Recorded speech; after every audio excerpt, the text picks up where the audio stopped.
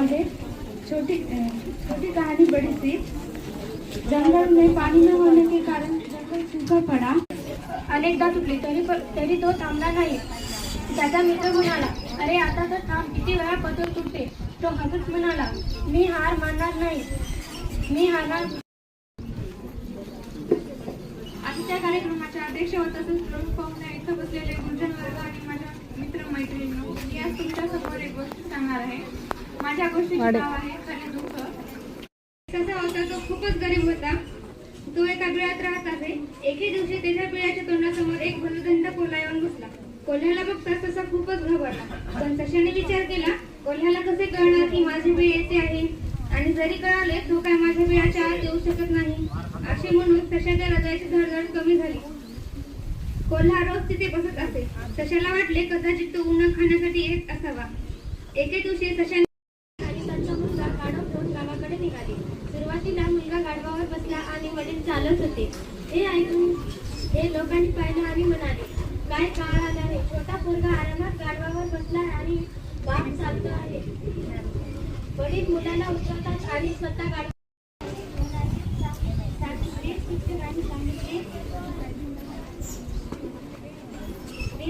गेल्यावर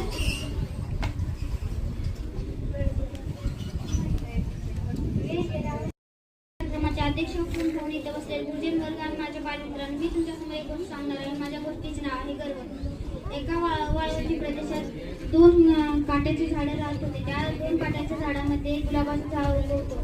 विचार करते की श्रीमंताच्या घरी कसे झाले। आपल्याकडे तर मंगळसूत्राशिवाय काही नाही। ते दुसऱ्या मैत्रिणीकडे जाते तेव्हा भरपूर दागिने आणते। कार्यक्रम संपून ती घरी येते तेव्हा त्याला रामदास विचारतो, बाई आपण कोण? हे घर साधं जेवण, छोटं घर साधं जेवण, पण त्याने खुश होते। तो बघला आणि आश्चर्यचकित झाला।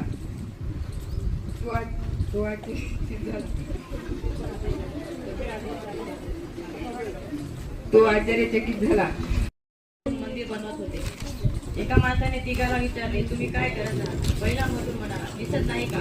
दुसरा मजूर म्हणाला, पोटासाठी दगड फोडतोय। तिसरा मजूर दगड फोडता फोडता घास उतरले। एक भिखारी लड़का रास्ते पर बैठा रोटी खा रहा था। उसको थोड़ी दूर पर एक कुत्ता सोता हुआ नजर पड़ा। उसने कुत्ते को पुकारा और उसके तरफ एक रोटी का टुकड़ा बढ़ाया। जब कुत्ता दौड़ तिचे नाव आहे विश्वास म्हणजे काय। एकदा एक छोटीशी मुलगी तिच्या वडिलांबरोबर जात होती। एका फुलावर खूप वेगाने पाणी। माझ्या गोष्टीचे नाव आहे अडाणी बेंडू। तलावातील पाणी माझं नाव आहे मीनाताई। अडाणी बेंडू। तलावातील पाणी आटल्यामुळे त्यास राहणारे दोन बेंडू पाण्याच्या सुरात इकडे तिकडे भटकू लागले। बराच प्रवास केल्यानंतर त्यांना एक विहीर दिसली। त्यातील एकाने विहिरीतून टोकावून पाहिले व आपल्या मित्राला म्हणाले, अरे मित्रा, आपण आता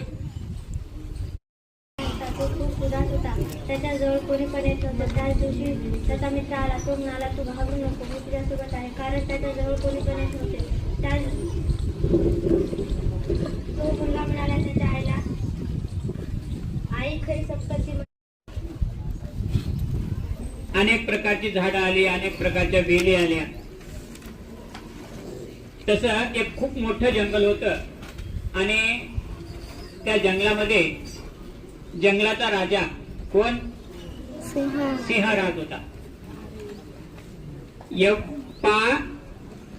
योगायोगा त्या जंगलाच्या राजाची आणि पाटील सगळ्यांना अशी विनंती करतो की त्यांनी